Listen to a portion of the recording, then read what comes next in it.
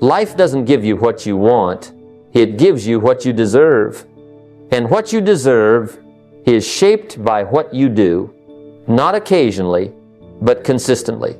The small habits you repeat when nobody's watching, those are the architects of your destiny.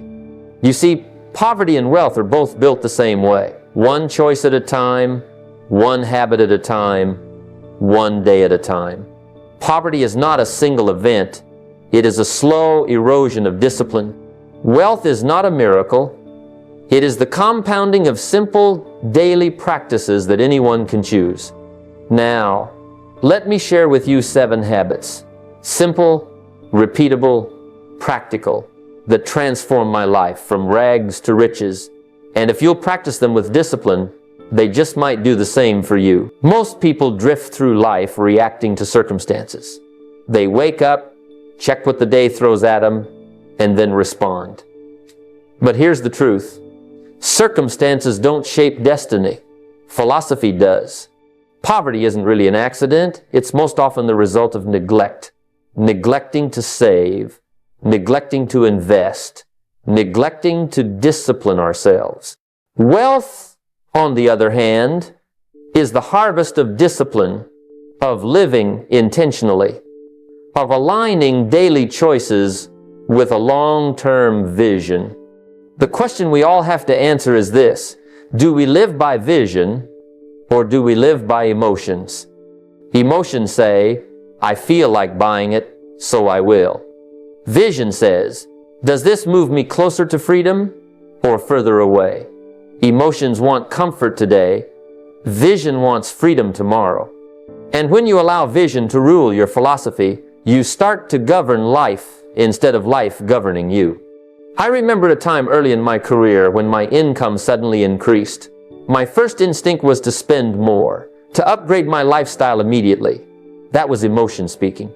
But I paused and asked myself, will this action take me toward wealth or away from it?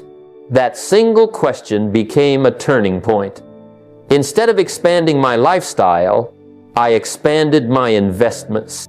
Years later, those choices are what created real freedom, not the fleeting joy of things I could have bought. That's the power of philosophy. It's not about what's happening around you.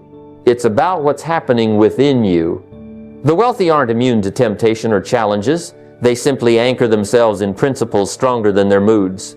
Every dollar becomes a decision. Every action a seed planted for the future. So, when you wake up tomorrow and face the countless small decisions that make up your day, don't let circumstance or emotion dictate your path. Ask yourself the simple but profound question: does this move me toward wealth or away from it? Because philosophy builds the road and discipline keeps you walking on it. It's easy to say, when I have more money, I'll get serious. When I have $10,000 in the bank, then I'll pay attention. When I'm wealthy, then I'll be disciplined. But here's the truth. If you can't manage $100, you won't manage $10,000. Money is simply a magnifier. It doesn't change who you are. It reveals who you are. If you're careless with little, you'll be careless with much. If you're disciplined with little, you'll be disciplined with much. I remember when I was first starting out, I had very little. $100 felt like a fortune to me. And because it felt so small, I was tempted to treat it carelessly. But I realized that the very habit of neglect was the seed of poverty. So instead, I began treating small amounts with the same respect I imagined giving to large amounts. I tracked where every dollar went. I learned to make even $10 stretch. That practice of stewardship with little prepared me for the day when more came into my hands. Think of it like farming. If you won't take care of a small garden, what makes you think you can handle a vast field? Wealthy people don't suddenly become disciplined when millions arrive. They were already disciplined with hundreds, with tens, sometimes with single dollars. The money simply scaled the results of habits they had already formed. So, don't despise small beginnings. That first $100, that first little savings account, That first investment in yourself, it all matters. Track it, measure it, and treat it as sacred training. Because the same principles that manage 100 will manage 1,000, and the same ones that manage 1,000 will eventually manage 1,000,000.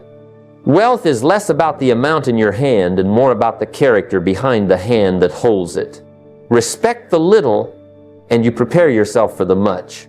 Saving is important, but it is only the beginning. Saving protects. It gives you security, a cushion against emergencies, a sense of stability. But if all you ever do is save, you'll discover that money sitting idle slowly loses its power. Inflation eats at it. Time diminishes it. Saving keeps you safe, but it doesn't make you wealthy. To build wealth, you must learn the next step, turning savings into investments. I learned early that money behaves just like people. It needs a job. If you don't assign it a task, it will wander off, get wasted, or lose its value. Putting money under a mattress or even in a simple savings account might feel responsible, but it's not productive. Wealthy people understand that every dollar is like an employee. If you hire it and put it to work in the right places, it will bring back more dollars. That's the magic of investing. Money earning more money even while you sleep. The key is to move money from idle storage to productive assets. That doesn't mean gambling it away in things you don't understand. It means building a system that multiplies what you save. Start with simple, proven vehicles, an automated investment into index funds, a small share in a rental property, or even seed capital for a side business. It doesn't have to be grand at first. What matters is momentum. I remember the first time I moved from just saving to investing. It wasn't much, but I set up an automatic transfer every month into a mutual fund. Over time, those little seeds grew into something significant. It wasn't magic, it was discipline, compounded with time. That's how wealth is built. Steady deposits into productive soil. So, save to protect, yes. But don't stop there. Let saving be the foundation, and investing be the structure you build on top. Because savings may give you peace of mind, but investing will give you freedom of life.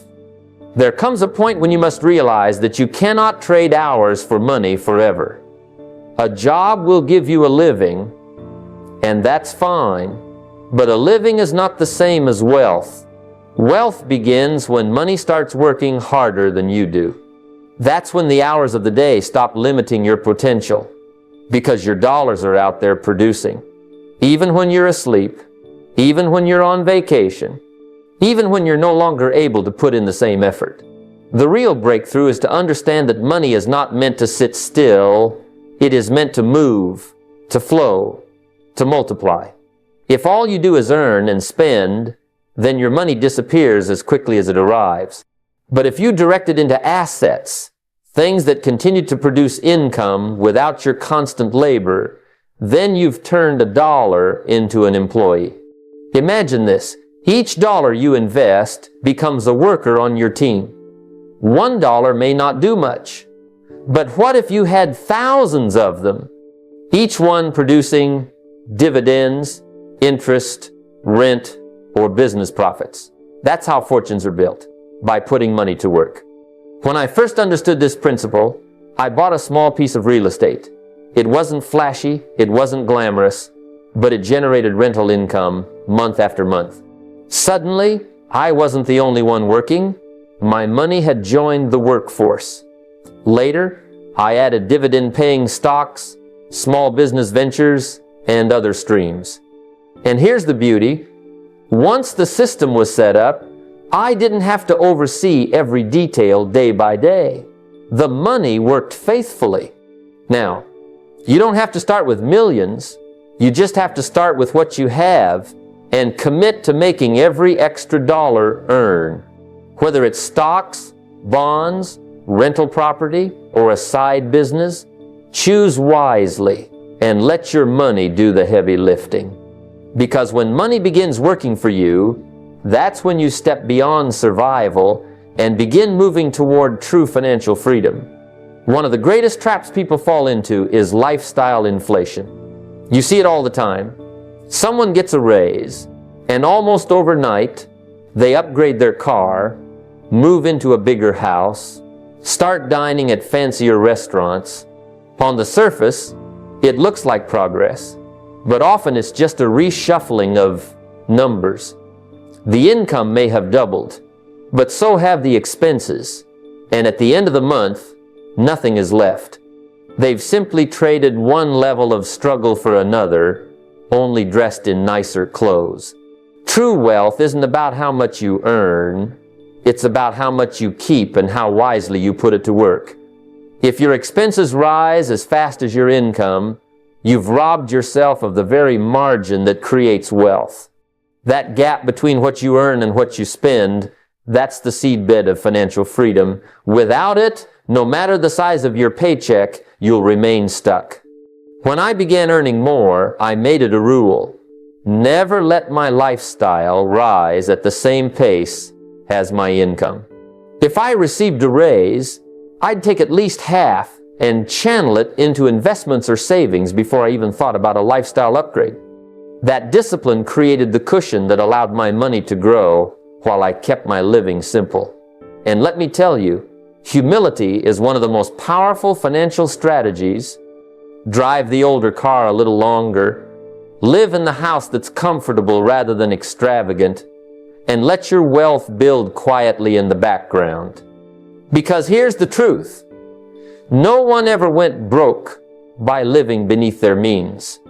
Plenty have gone broke by pretending to be richer than they are. The mansion, the cars, the vacations, they can all come later once your assets are producing more than enough to pay for them. Until then, stay humble, stay disciplined, and let your wealth grow in silence. The quieter you build, the louder your results will speak in time. Money grows best in an environment of order, not chaos. Too many people try to manage their finances on memory, emotion, or impulse, and that rarely works. If you don't have a system, money tends to slip through your fingers. Wealth isn't an accident. It's built by design. And design means structure, rules, and discipline. Just like a garden thrives when it's organized into rows and properly tended, your finances thrive when they're placed into clear, intentional systems. When I was younger, I learned the hard way that without structure, money vanishes. The bills show up, opportunities pass by, emergencies appear, and suddenly what looked like enough isn't enough. But the day I began dividing every dollar into specific categories, everything changed. I knew what belonged to living expenses, what was set aside for saving, what was earmarked for investing, and what was reserved for giving. That order brought peace of mind, but more importantly, it created growth. You see, money without a system will always find a way to get spent, but money with a job will multiply. If you automate the process, automatic transfers into savings, automatic investments into an index fund or retirement account, you remove the temptation of overspending and let discipline work on your behalf, even when you're not paying attention. The system becomes stronger than your moods, stronger than your impulses. And here's a valuable insight. Chaos destroys wealth silently. It's not usually one big mistake that ruins a financial life. It's 100 small leaks that were never tracked, never measured, never given order. But when you bring order, suddenly every dollar has purpose, every paycheck has direction, and wealth begins to build almost without effort. So create a system, live by it faithfully, and let your money grow under order, not confusion. One of the great lessons of wealth is learning not to eat the fruit too soon. The temptation, once a little profit shows up, is to spend it, to celebrate, to reward yourself with something shiny. But the truth is, that first fruit is not meant for consumption. It's meant for planting. Just as a farmer doesn't eat all the harvest, but saves seed for the next season, the wise investor takes the first profits and rolls them right back into the soil of opportunity. When I first started in business, I made that mistake. The first time I saw some real profits, I thought I'd arrived. I bought a few things I didn't need, celebrated a little too quickly, and before long, the profits were gone. It taught me a powerful lesson. Wealth is not built by consuming the harvest, but by reinvesting it into something that will multiply again. The next time profits came, I put them into assets, business, equipment, savings, investments, and those, in turn, produced more. The key is momentum. If you keep reinvesting, your wealth starts to snowball. One small stream becomes two become four, and suddenly your money is working harder than you ever could. But if you spend the fruit too early, you break that momentum. You trade tomorrow's fortune for today's pleasure, and that's a poor trade. That's why I always suggest tracking your passive income growth. It's one of the most motivating things you can do. When you see, month after month, that your investments are producing more, it becomes easier to delay gratification, because now you're not just hoping wealth will come, you're watching it happen in real time. So remember, don't rush to eat the fruit. Plant the seeds again, reinvest the profits, and let the harvest multiply. That's the discipline that turns profit into fortune. One of the most sobering truths about money is how quickly it can disappear if you're careless with it. It can take years, sometimes decades, of discipline to build up capital, and yet one poor decision can wipe it away in a moment. That's why protecting your capital is not just a good idea, it's a rule. If the foundation crumbles, everything you've built on top of it collapses with it. I remember early in my journey, I was approached with all kinds of opportunities. People with bright smiles and fast promises said I could double my money in weeks if I just handed it over. And I'll be honest, sometimes I was tempted. But I learned the hard way that when you risk money in something you don't fully understand, you're not investing, you're gambling, and the house always wins. Capital is precious. It's the seed you need to plant again and again. If you lose the seed, there is no future harvest. So before you ever part with $1, ask yourself, do I really understand this venture? Do I know the risks, the possible rewards, and more importantly, my exit plan if things go wrong? If you can't answer those questions clearly, you're not ready to invest. I've kept myself out of more trouble by saying no than by saying yes. And I'll tell you, you never regret saying no to something you didn't understand, but you'll carry the sting of saying yes to the wrong thing for years. So here's the philosophy. Guard your capital like a farmer guards his last bag of seed in a drought, because that seed holds your future. You can always find another opportunity, but you can't always recover from a devastating loss. Protect your capital ruthlessly, and it will protect you. The greatest investment you will ever make is not in the stock market, not in real estate, not even in business, it's in yourself. Because here's the truth. Money will only grow as fast as you do. Skills compound quicker than dollars, and the more valuable you become, the more opportunities and wealth you can create. I learned this lesson when I was young and broke. I was looking for opportunities, hoping someone would hand me a chance. But what I didn't realize is that chances come to those who are prepared, not to those who are waiting. The turning point came when a mentor told me, work harder on yourself than you do on your job. That struck me. Up until then, I thought if I just worked more hours, I'd eventually get ahead. But hours alone don't create wealth. Value does. So I began a new habit, dedicating time every day to learning. At first, it was just 30 minutes. I picked up books on wealth, on personal development, on business. I went to seminars. I sought out people who were ahead of me and asked questions. That half hour a day didn't seem like much, but over the weeks, months, and years, it completely changed the way I thought, the way I spoke, the way I made decisions. It built a foundation of knowledge that money alone could never buy. Think of it like this. Money put into your wallet can disappear, but money put into your mind grows and produces for a lifetime.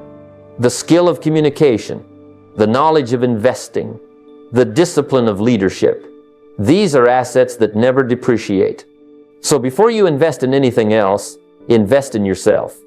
Set aside time each day to grow your capacity, and you'll find that wealth naturally follows the person you become. One of the greatest disciplines in life is the ability to say, "Not now." Freedom tomorrow almost always requires discipline today. Yet most people trade the future for the present. They give up long-term rewards for short-term pleasures. That's why so many never experience financial independence. They want it now.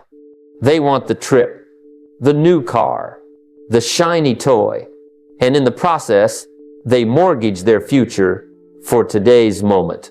I remember a time when I was tempted by those very same desires. I wanted to upgrade, to buy things, to impress people who weren't even watching. But then I realized something. Every dollar I spent on instant pleasure was a dollar that could have been planted, invested, multiplied. And once it was spent, it was gone forever. That realization taught me to pause, to delay, to make sure I was trading up instead of trading away. Here's a practice that can change your financial destiny. Before you make any big purchase that isn't essential, wait 30 days. Don't rush. Don't let emotion decide. Just give it time. What happens is interesting. After 30 days, one of two things will be true. Either you'll realize you never needed it in the first place, or you'll be even more certain it's worth having. Either way, the decision will be wiser. You see, wealthy people understand the mansion, the cars, the vacations. They can all come later. First, they build the foundation. They let discipline do the work, so freedom can be the reward. Broke people live for the weekend. Wealthy people plan for the decade. And that difference between impulse and vision, between now and later, is what separates financial struggle from financial freedom. The principle is simple. If you can delay gratification, you can design freedom. It's been said that we are the average of the 5 people we spend the most time with. And I've found that to be true in nearly every part of life, especially when it comes to money. If you spend your time around people who complain, who spend recklessly, who laugh at discipline, you'll find yourself slowly becoming like them. But if you surround yourself with those who think big, who act responsibly, who pursue growth and wealth with integrity, then your standards, your vision, and your habits will rise to meet theirs. In my early years, I made the mistake of listening too closely to the wrong crowd. Good people, but poor thinkers. They taught me how to survive, but not how to prosper. And survival is never enough for a life of purpose. It wasn't until I began associating with those who lived differently, who managed money carefully, who built businesses and studied investments, that I began to see what was possible for me. Their example forced me to upgrade my own philosophy. It showed me that wealth wasn't about luck. It was about habits, discipline, and thinking. That's why I encourage people to deliberately choose their circles. Don't just accept influence by default. Be intentional. Find a mastermind group where the conversations are about ideas, strategies, and opportunities, not gossip and complaints. Attend networking events where the energy is about building, not just spending. Spend time with people who challenge you, who stretch your thinking, who remind you that wealth is built over time and with purpose. It may feel uncomfortable at first. Growth usually does. But over time, their mindset becomes your mindset. Their disciplines influence your own. Their vision sparks yours. And before you know it, you'll find yourself making better choices simply because you chose better company. If you want wealth, start by choosing the right people to walk with. One of the great secrets of wealth is this: you don't keep it by holding it tight. You multiply it by letting it flow. Contribution is not just charity. It's a philosophy of life. The act of giving, whether it's money, time, or wisdom, creates room for more to come back to you. It's as if the universe looks at someone who shares and says, here's a person I can trust with more. Contribution keeps you from becoming greedy, and it keeps your heart in the right place as your wealth grows. When I was younger and broke, I thought giving was only for the wealthy. I told myself, when I have more, then I'll start giving. But I learned something powerful. If you don't give out of a little, you won't give out of a lot. A man who can't share $1 won't suddenly share 100. Contribution is about building the habit of generosity, not waiting for some perfect financial moment that never comes. I've seen lives transformed not only by receiving, but by the act of giving itself. A business owner I once knew dedicated 10% of his profits to local schools and training programs. He didn't just help others, he built goodwill, reputation, and relationships that ended up multiplying his business tenfold. He gave, and in turn, his community supported him. Contribution works in ways numbers on a ledger cannot explain. It's not just about money either. Share your knowledge with someone just starting out. Mentor a young professional. Teach your children not only how to earn, but also how to give. Contribution builds influence, and influence often becomes more valuable than money itself. So I encourage you, make giving a percentage of your philosophy, not just an occasional act of emotion. Set aside 5-10% for contribution, and do it consistently. You'll find that wealth built on contribution carries a richness far greater than accumulation alone. Wealth grows best when it flows. Most people live their lives in short bursts, thinking about Friday night, the weekend, or the next holiday. That kind of thinking keeps you chasing pleasures instead of building a future. Wealth, on the other hand, is born out of long-term vision. The wealthy think in decades, not days. They understand that the little steps taken today, consistently, will compound into something extraordinary tomorrow. The question is, how far ahead are you really looking? When I was younger, I was guilty of thinking too short-term. If I had a little extra money, my first thought was, what can I buy today? But I learned that if you think only about today, you'll always be scrambling tomorrow. One mentor showed me how to stretch my vision beyond immediate needs. He said, instead of asking what you can afford this weekend, ask what kind of wealth you can build over the next 10 or 20 years. That shift in perspective changed everything. I remember sitting down and writing my first 10-year financial plan. At the time, it felt ambitious, maybe even impossible. But year after year, reviewing it, adjusting it, and holding myself accountable gave me a sense of direction that short-term thinking never could. I didn't hit every goal on time, but I was always moving forward. And that's the beauty of long-term planning.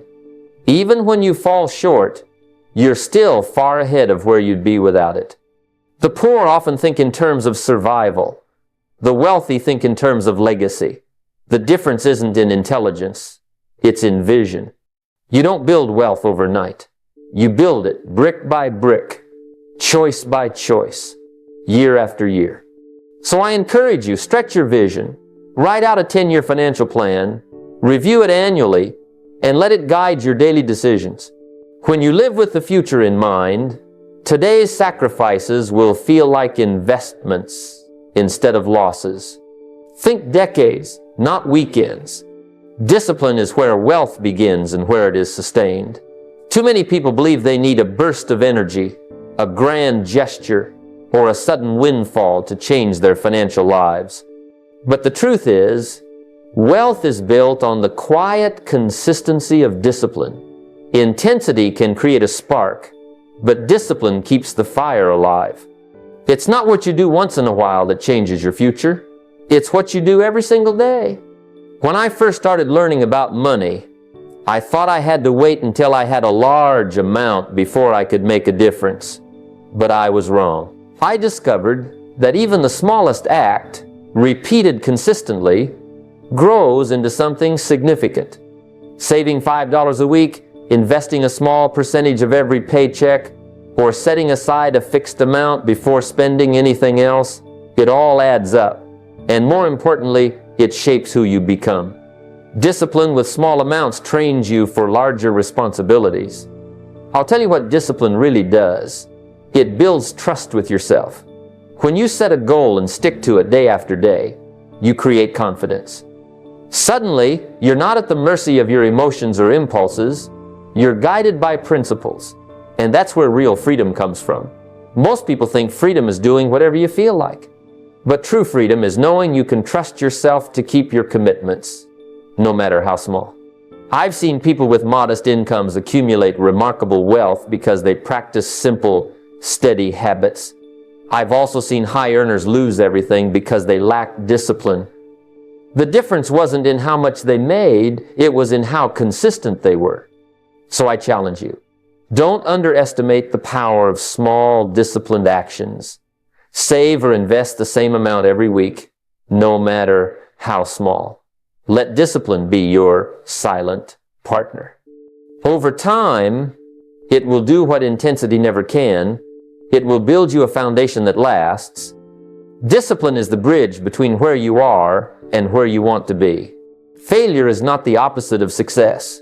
It's part of the process. Too many people let a setback define them, when in truth, it's meant to refine them. A financial mistake doesn't have to be a disaster unless you refuse to learn from it. Every loss, every wrong turn, every disappointment, it all carries a lesson if you're willing to look for it. The price of failure is high only if you don't collect the wisdom it offers. I remember a business venture I got into years ago. I was excited, full of hope, but I didn't take the time to understand the risks. It failed, and I lost money I couldn't afford to lose at the time. But here's the real tragedy.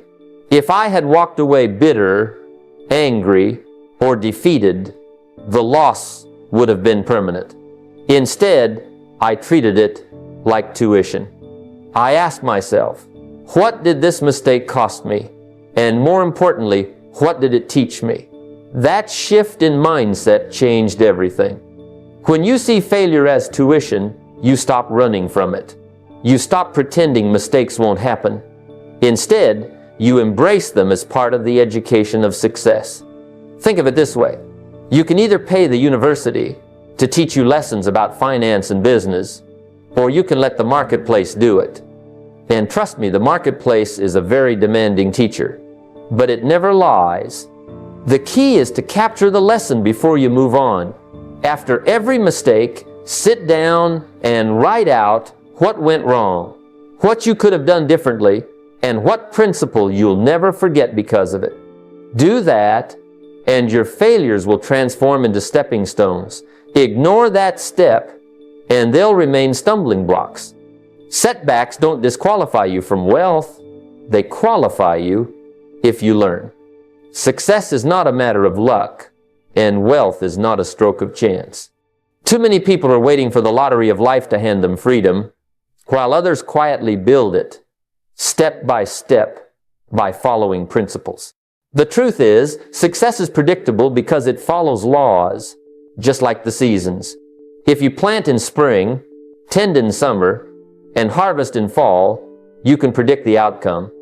If you neglect those steps, the result is equally predictable. Wealth is no different. It is the harvest of discipline, patience, and consistent practice of proven principles. I've met people who thought success was about being in the right place at the right time, or knowing the right person, or catching a lucky break. But here's what I've learned. If luck does show up, it will pass right by the unprepared. Opportunity favors the one who has been planting seeds all along, not the one who's been sitting idle, hoping for rain. When I was starting out, I didn't know much about money. But once I learned that the gap between earning and spending was the soil where wealth grows, I started practicing that law daily. Live on less than you earn. Simple, predictable, and powerful. Over time, that discipline built the foundation for everything else. Pick one principle, just one, and live by it until it becomes habit. Maybe it's saving 10% of your income. Maybe it's tracking every dollar. Maybe it's paying yourself first. At first it may feel small, almost too small to matter. But principles compound. Consistency compounds. And soon you'll look back and realize that what felt like a small daily act has turned into a predictable pattern of growth. Success isn't a mystery, it's a formula. And if you follow it, you can predict the harvest.